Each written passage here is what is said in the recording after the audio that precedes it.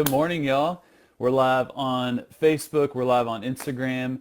My name is Dustin Jones. It is Wednesday, so that means it's Jerry on Ice, the Wednesday segment for the PT on Ice Daily Show, brought to you by none other than the Institute of Clinical Excellence, or ICE. Did y'all peep that new website? It is nice. ICE, or ptonice.com. You should check that out if you haven't already. Good morning, Kelsey. How are things going? So first off, I wanted to mention or bring back up something I mentioned at the beginning of July. So July 3rd, I did an episode of the Awesome List, of the power of the Awesome List. And I went through, how we can kind of encourage folks and just the power of showing people where they are normal, where they are doing well. And then at the end, I had a little call to action for Ernie. Ernie is a gentleman behind the account of 97 years young. His son or grandson Devin is the one that actually works the account and posts their regular workouts and exercise routines, and it is by far my favorite Instagram account. And Ernie turned 98 years old.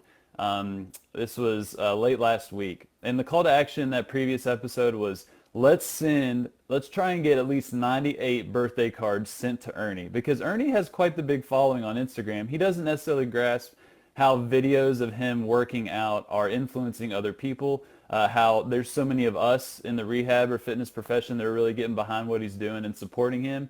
And what happened is that Ernie actually received over 120 happy birthday cards, which is mind-blowing. Just super cool to see you all and the people in the Jaros Health community and then that account's followers come together to send a birthday card to Ernie. And the video of his reaction to receiving that box of over 100 and some birthday cards is priceless, and it's up on the Jaros Health Instagram page. So I just wanted to bring that up just to encourage y'all to check that out, because it was, man, it had me laughing and crying all at the same time, and anytime you can do that, that's a beautiful thing.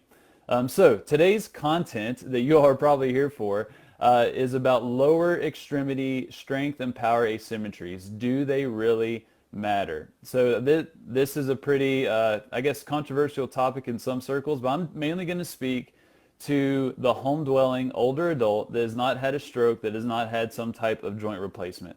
So that excludes a lot of people, but also includes a lot of people that we may be working with. So I'm not speaking to the 18-year-old, return to sport after some type of knee injury, ACL, for example. We're not talking about that person. We're talking about my crew, my crowd, the home-dwelling older adult that may not have a joint replacement or some type of stroke. So I'm just going to go through and dig through this article that I came across via Neil, the kettlebell physio. If y'all are not following Neil, he's the man. He has been sharing some amazing research as he's working on a systematic review or a trial of his own. The kettlebell physio, he's pretty active on Instagram and Facebook, but we connected a long time ago because he had his RKC, the Russian kettlebell certification. I had that as well. So we connected there, and we've kind of gone down the same path of really focus on how we can better serve older adults. So he shared this on his account. I'm just going to read some of these, the title and some of the methods here.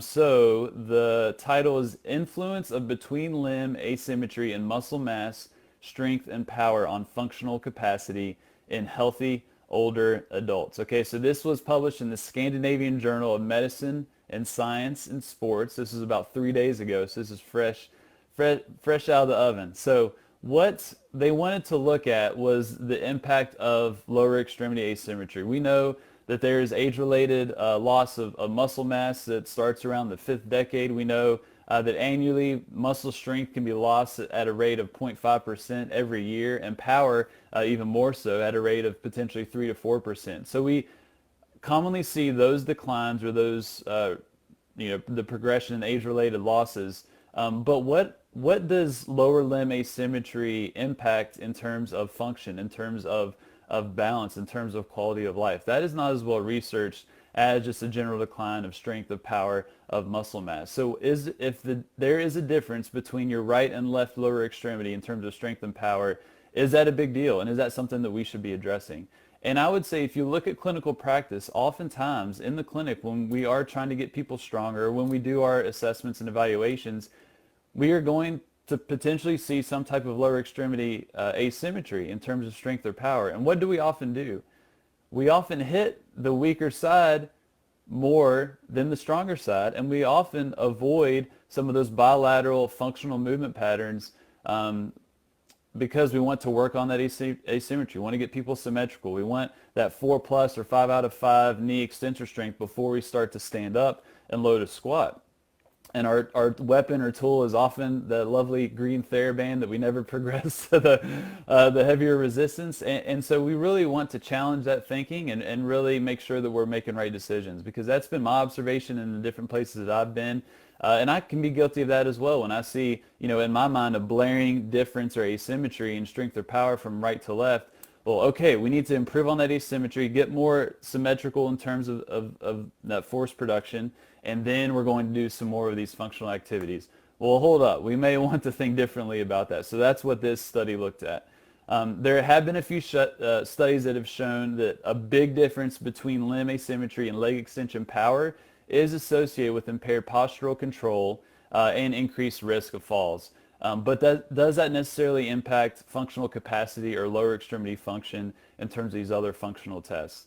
So that's what they were really trying to focus on. So what they did, they had 208 healthy older adults, but they were home-dwelling older adults. So 70 years, give or take 2 to 3 years old.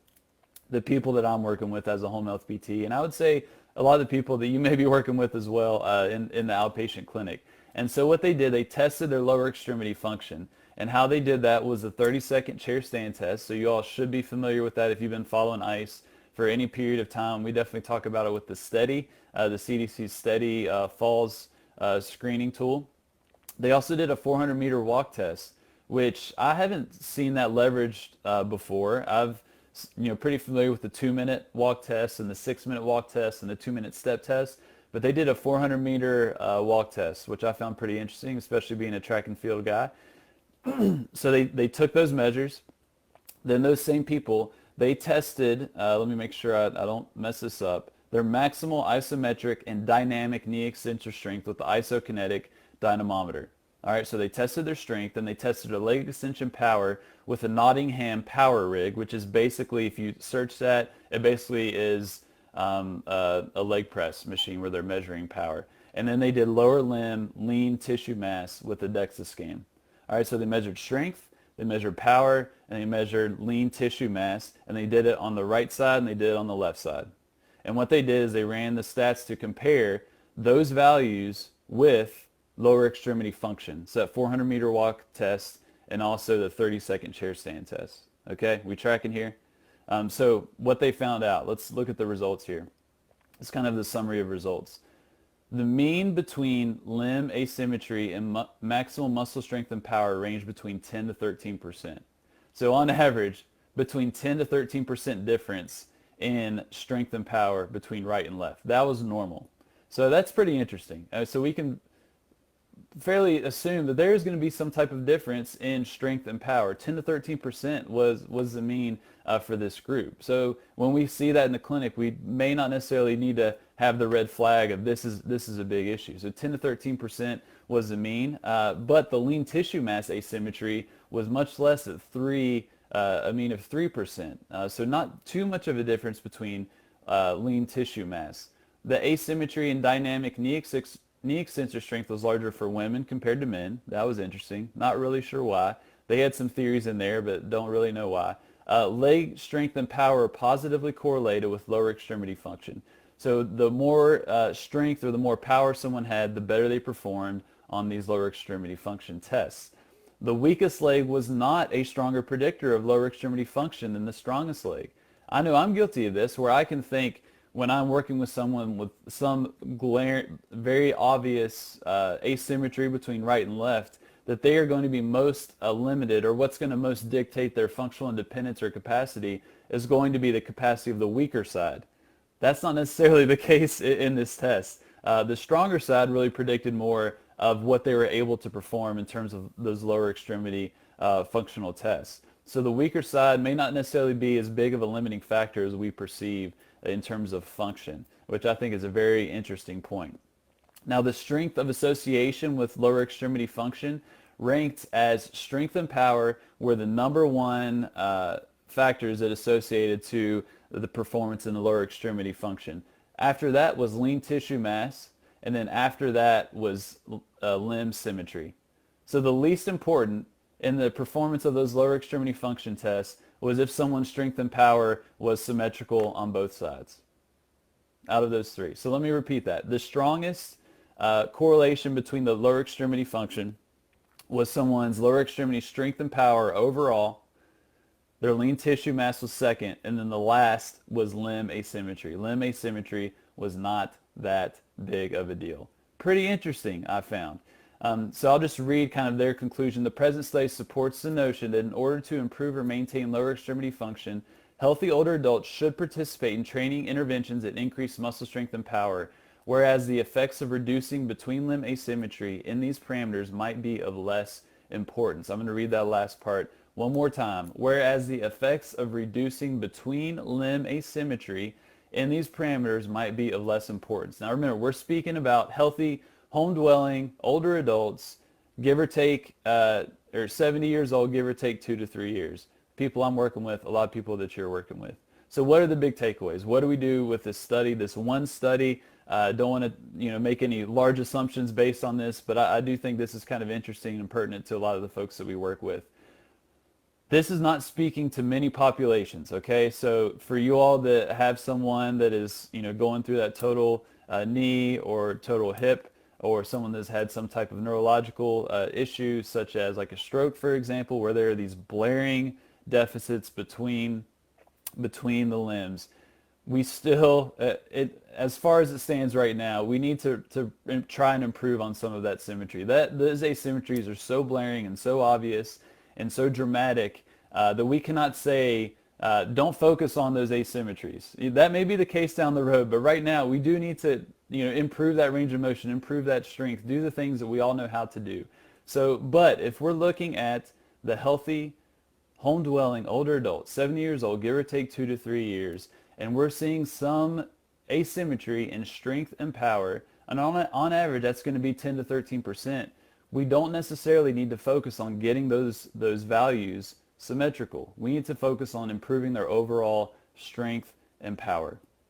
That's the big takeaway. Improving strength and power, preferably in bilateral weight-bearing functional movement like a squat, like a deadlift, like a loaded carry that we talk about on this podcast all the time, is going to be very helpful for these folks when we're talking about improving their function. Improving their function, which is going to improve their functional independence, which is going to improve their quality of life. So overall strength and power is what we're going for. Don't focus on trying to get things equal or symmetrical. Let's just improve their overall strength and power. But we can alter these movements to favor one side or the other if symmetry is something that we do want to focus on while still improving overall strength and power. So what does that look like? So in the squat, for example, or sit to stand is something I'm commonly doing, or a box squat, if you will. Simply just shifting the weaker side posteriorly a little bit. So almost like a semi-tandem stance. And performing squats in that manner, you're going to be targeting that side where the foot is further back or posterior. It's a great way to really kind of favor to one side, but you're still trying to improve strength and power overall, but you're favoring that one side. The same with the deadlift. Shift that foot. Let's say they're weaker on the right side. Shift that right side back a little bit or posteriorly and perform that deadlift. You're going to be targeting that posterior side. So those are some very easy tweaks that we can do to favor one side to improve that symmetry while improving overall strength and power. But we don't need to just sit someone down and just hit them with TheraBand or take them on the Nautilus machines just on the right leg until that right leg gets as strong as the left. Because what often happens is that right leg may get stronger, but that left side probably gets weaker because we're not challenging as much. So they may be symmetrical, but overall you may have reduced their performance. So we need to be very thoughtful of that. So I'll put a link to this study in the notes of this episode. We can't draw huge conclusions from this, obviously, but I did find this interesting and found it very interesting compared to what I've perceived in practice and what I am guilty of as well in terms of really focusing on symmetry, just thinking we need to get people symmetrical in terms of their strength and power before we can really start to load them up. And that may just not be the case with a lot of the folks that we're working with. So once again, the title of that study, Influence of Between Limb Asymmetry and Muscle Mass Strength and Power on Functional Capacity in Healthy Older Adults, Link will be in the comments, and shout out to Neil, the kettlebell physio, for sharing that on his page. It was a pretty interesting read.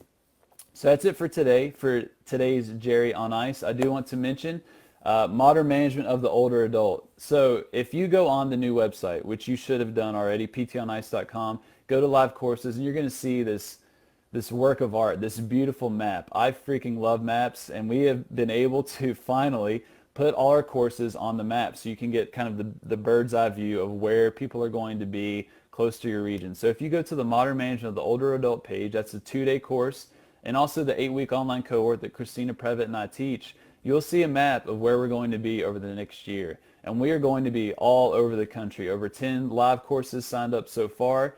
We're going to be all the way out, east in New York, New Jersey area, all the way over to Vancouver, British Columbia, and LA in a couple weeks. So we're going to be all over, and we're likely going to be in your region. We would love to meet you. We'd love to spend a weekend with you to learn, to grow, to move, to exercise, and just grow as clinicians so we can better serve older adults. So go to ptonice.com, live courses, modern management of the older adult, and you'll see that there. Also, Hump Day Hustling is what you want to be on as well. Every Wednesday morning around this time, Jeff sends out 5 helpful links that are going to be very potent and helpful for you in your practice, and you can sign up for that at the bottom of that page.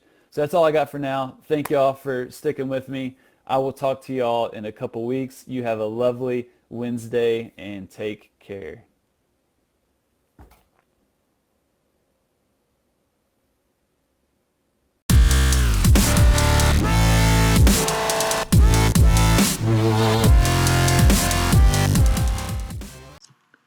Hey, thanks for tuning in to the PT on Ice Daily Show. If you enjoyed this content, head on over to iTunes and leave us a review. And be sure to check us out on Facebook and Instagram at the Institute of Clinical Excellence. If you're interested in getting plugged into more ICE content on a weekly basis while earning CEUs from home, check out our virtual ICE online mentorship program at ptonice.com. While you're there, sign up for our Hump Day Hustling newsletter for a free email every Wednesday morning with our top 5 research articles and social media posts that we think are worth reading. Head over to ptonice.com and scroll to the bottom of the page to sign up.